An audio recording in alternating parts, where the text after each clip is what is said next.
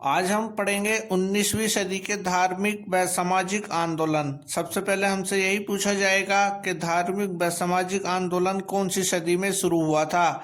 तो 19वीं सदी में शुरू हुआ था हमारा धार्मिक व सामाजिक आंदोलन। और इसमें सबसे पहले पढ़ेंगे हम हिंदू सुधार आंदोलन, और हिंदू सुधार आंदोलन में भी पढ़ेंगे ब्रह्म समाज। देखिए, सबसे पहला प्रश्न मैंने बताया 19वीं सदी का। दूसरा प्रश्न पूछा जाता है कि धार्मिक सामाजिक आंदोलन सबसे पहले किसने शुरू किया था। तो ये क्या था, जो ब्रह्म समाज के संस्थापक हैं हमारे राजा राम मोहन राय। तो चलिए पढ़ते हैं ब्रह्म समाज।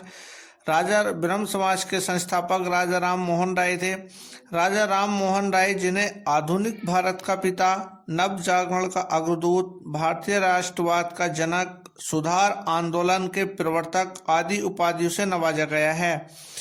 राजा राम मोहन राय का जन्म 22 मई 1772 को बंगाल के हुगली जिले में स्थित राधानगर में एक ब्राह्मण परिवार में हुआ था।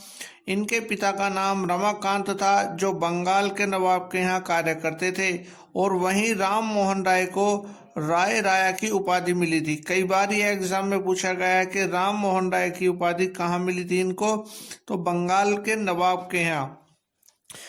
राजा राम मोहन राय की शिक्षा प्रायः पटना एवं वाराणसी में हुई थी। इन्हें अरबी, फारसी, संस्कृत के साथ साथ अंग्रेजी, फ्रांसीसी, लैटिन, यूनानी, हिब्रू समेत लगभग 12 भाषाओं का ज्ञान था। 16 वर्ष की आयु में इनकी आस्था मूर्ति पूजा में नहीं रही, और इन्होंने 1809 किंचित स्रोतों से 1803 ईस्वी में फारसी भाषा में तुहफात उल मुवाहिदीन अर्थात एकेश्वरवादियों का उपहार नामक पुस्तक में मूर्ति पूजा का खंडन किया है। ये सभी एग्जाम में पूछा गया क्वेश्चन है कि जो इनकी ये फारसी भाषा में तुहफात उल मुवाहिदीन अर्थात एकेश्वरवादियों का उपहार में किसका वर्णन है, किसका खंडन है। तो किसका है, इसमें मूर्ति पूजा का खंडन किया गया है। कई वर्षों तक घर से दूर रहकर विभिन्न स्थानों की यात्रा की और नेपाल भी गए, जहां से बौद्ध दर्शन का ज्ञान प्राप्त किया। 1803 में अपने पिता रमाकांत राय की मृत्यु के पश्चात कंपनी में जॉन डिग्बी के दीवान बने और 1814 तक कार्य किया। 1814 में इन्होंने आत्मीय सभा की स्थापना की, जिसमें द्वारिकानाथ ठाकुर भी शामिल थे। कई बार हमारे पेपर में ये पूछा गया है कि आत्मीय सभा की स्थापना किसके द्वारा की गई। तो आत्मीय सभा की स्थापना राजा राम मोहन राय के द्वारा 1814 ईस्वी में की गई थी। 1816 ईस्वी में वेदांत सोसाइटी की स्थापना की। 1820 ईस्वी में इन्होंने बाइबिल के आधार पर एक किताब प्रीसेप्ट्स ऑफ जीसस लिखी, जिसके कारण उनके ईसाई मित्रों ने उन्हें ईसाई बनाने का भी प्रयत्न किया। इस पुस्तक का प्रकाशन 1823 में जॉन डिग्बी के प्रयासों से लंदन में हुआ। 1821 ईस्वी में इन्होंने कलकत्ता यूनिटेरियन कमेटी की स्थापना की।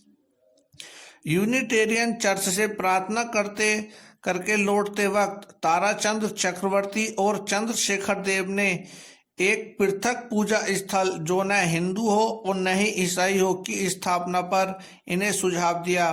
ये IAS PCS में कई बार पूछा गया है कि इनको एक ऐसा संस्था बनाने के लिए किसने प्रेरित किया था जो न तो हिंदू हो और न ही ईसाई हो। तो ये कौन कौन थे हमारे, ताराचंद चक्रवर्ती और चंद्रशेखर देव। फलस्वरूप ब्रह्म समाज की स्थापना हुई, जो 20 अगस्त 1828 को राजा राम मोहन राय द्वारा की गई। इनके शिक्षा के क्षेत्र में भी बहुत महत्वपूर्ण योगदान रहा। जैसे 1817 में डेविड हेयर की सहायता से कलकत्ता में हिंदू कॉलेज की स्थापना की।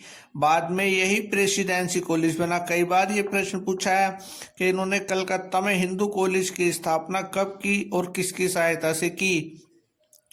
तो इन्होंने हिंदू कॉलेज की स्थापना 1817 में कलकत्ता में की। 1817 में कलकत्ता में एक अंग्रेजी विद्यालय की भी स्थापना की। 1825 में वेरी मोस्ट क्वेश्चन है, 1825 में वेदांत कॉलेज की स्थापना की। इसमें एक चीज और हमें ध्यान रखनी है कि ब्रह्म समाज को प्रारंभ में ब्रह्म सभा कहा जाता था। ब्रह्म समाज को प्रारंभ में ब्रह्म सभा कहा जाता था।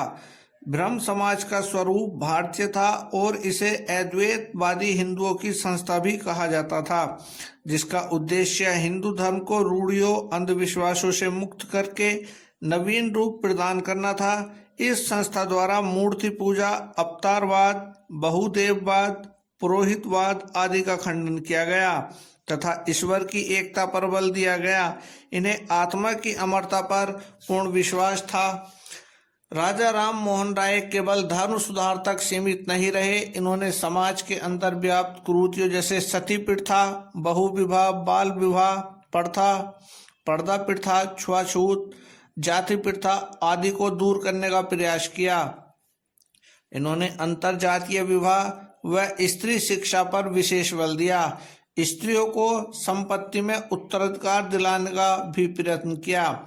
इन्होंने तर्क, बुद्धिवाद व मानववाद को सर्वाधिक महत्व दिया और डच डेविड हेयर की सहायता से 1817 ईस्वी में कलकत्ता हिंदू कॉलेज की स्थापना की तथा 1825 में वेदांत कॉलेज की भी स्थापना की। राजा राम मोहन राय को पत्रकारिता का अग्रदूत माना जाता है। इन्होंने अपना साहित्य एवं पत्रकारिता में भी बहुत बड़ा योगदान दिया। जैसे 1809 में फारसी भाषा में तुहफात उल मुवाहिदीन नामक पत्रिका प्रकाशित की। 1821 ईस्वी में बंगाली भाषा में प्रथम साप्ताहिक पत्रिका संवाद कौमुदी तथा प्रज्ञा का चांद का प्रकाशन किया। 1822 में फारसी भाषा में मिरात उल अखबार पत्रिका का प्रकाशन किया तथा अंग्रेजी भाषा में ब्रह्म निकल मैगजीन प्रकाशित की। इनकी जो हमारे पास 1820 में प्रीसेप्टस ऑफ जीसस पुस्तक का प्रकाशन वैदिक विज्ञान हेतु वेद बंदित नामक अन्य पत्र का संचालन किया। इसके साथ ही इन्होंने बांग्ला व्याकरण का संकलन किया तथा हिंदू उत्तराधिकार नियम नामक पुस्तक का भी प्रकाशन किया। इन्होंने सती प्रथा का घोर विरोध संवाद कौमुदी के माध्यम से किया। ध्यान से सुनिएगा, इनकी जो पत्रिका थी संवाद कौमुदी, तो उसमें किसका वर्णन किया गया है? सती प्रथा का।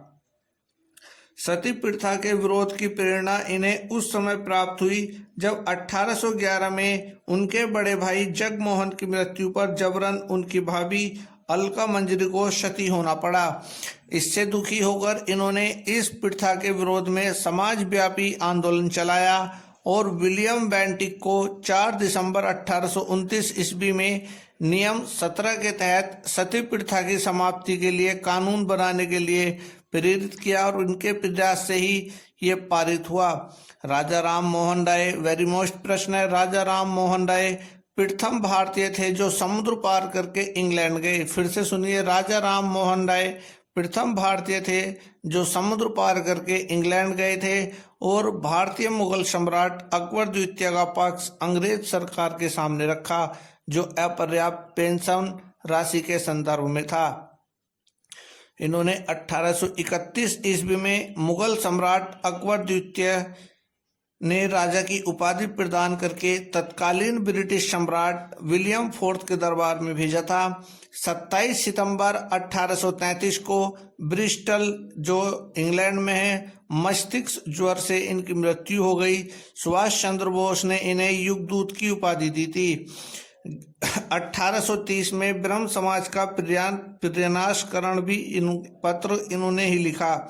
इसमें राजा राम मोहन राय ने अपनी मृत्यु के बाद अपने 2 शिष्य महर्षि द्वारकानाथ टैगोर तथा पंडित रामचंद्र विद्यावागीश को ब्रह्म समाज का संचालक नियुक्त किया था।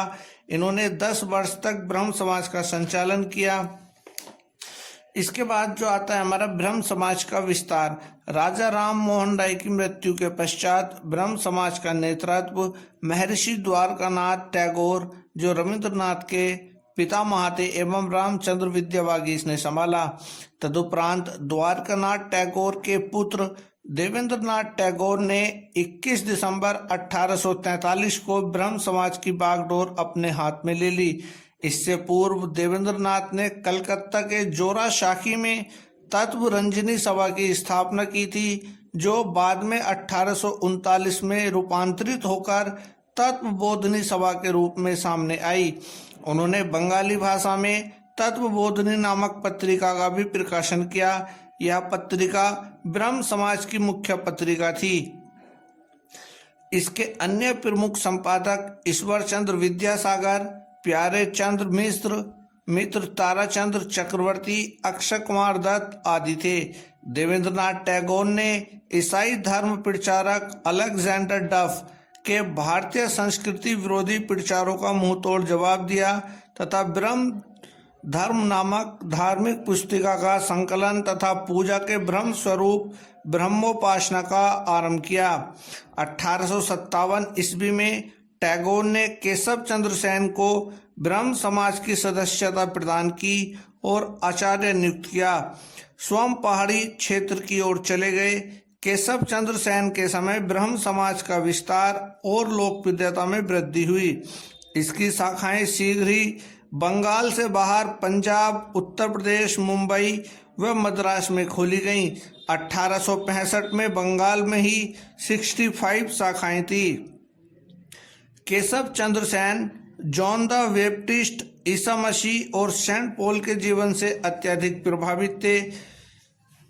इनके अति उदारवाद व्यक्तित्व के कारण ब्रह्म समाज में ईसाई, मुस्लिम, पारसी आदि की धर्म पुस्तकों का पाठ किया जाने लगा, जिसके कारण 1865 ईस्वी में उनका देवेंद्रनाथ से टकराव हुआ और न्यासी होने के कारण उन्होंने केशव चंद्र सेन को आचार्य की पदवी से पदच्युत कर दिया।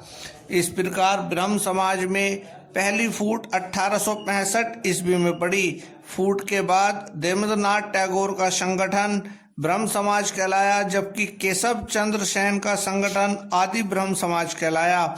ये प्रश्न कई बार आया है, आदि ब्रह्म समाज के संस्थापक कौन है? तो केशव चंद्र सेन, जो बाद में 1867 में ब्रह्म समाज ऑफ इंडिया, भारत वर्षीय ब्रह्म समाज के नाम से प्रसिद्ध हुआ। ब्रह्म समाज अपने को हिंदू धर्म का ही अंग बताती थी, जबकि भारतवर्षीय ब्रह्म समाज अपने को सब धर्मों के समान समझती थी। 1870 ईस्वी में केशव चंद्र सेन इंग्लैंड गए तथा 6 महीने प्रवास कर लगभग 70 व्याख्यान दिए। आचार्य केशव चंद्र सेन ने 1861 में इंडियन मिरर नामक अंग्रेजी के प्रथम भारतीय दैनिक का संपादन किया तथा मद्रास में वेद समाज और महाराष्ट्र में प्रार्थना समाज की स्थापना की। इनके प्रयास से हुई 1872 ईस्वी में इनके प्रयासों से ब्रह्म विवाह एक्ट पारित हुआ, जिसके द्वारा बाल विवाह तथा बहुपत्नी विवाह को अवैध घोषित किया गया, परंतु बाद में उन्होंने ही इस एक्ट का उल्लंघन करते हुए अपनी अल्प आयु पुत्री का विवाह कूच बिहार के राजा से कर दिया, जिसके कारण इनकी प्रतिष्ठा को बहुत धक्का लगा। फलतः एक बार फिर ब्रह्म समाज का दोबारा विघटन हो गया। युवा सदस्य आनंद मोहन बोस एवं शिवनाथ शास्त्री द्वारा 1878 ईस्वी में साधारण ब्रह्म समाज की स्थापना की गई। ये प्रश्न कई बार रिपीट हुआ कि साधारण ब्रह्म समाज की स्थापना किसके द्वारा की गई? तो आनंद मोहन बोस एवं शिवनाथ शास्त्री के द्वारा 1878 में साधारण ब्रह्म समाज की स्थापना की गई। आनंद मोहन बोस साधारण ब्रह्म समाज के प्रथम अध्यक्ष थे। केशव चंद्र सेन ने इंडियन रिफॉर्म एसोसिएशन की स्थापना की। 1884 में केशव चंद्र सेन की मृत्यु हुई। उनकी मृत्यु पर मैक्स मुलर ने कहा था कि भारत ने अपना श्रेष्ठतम पुत्र खो दिया। तो ये हमारा यहाँ ब्रह्म समाज पूरा हुआ। और ये जितने मैंने आपको बताया है, ये चाहे आपका वनडे एग्जाम हो, पीसीएस, आईएएस प्रीलिम्स हो, उनके लिए बहुत ही मोस्ट रहने वाला है। तो ये जो मैंने अभी बताया इसको आप नोट कर लेना।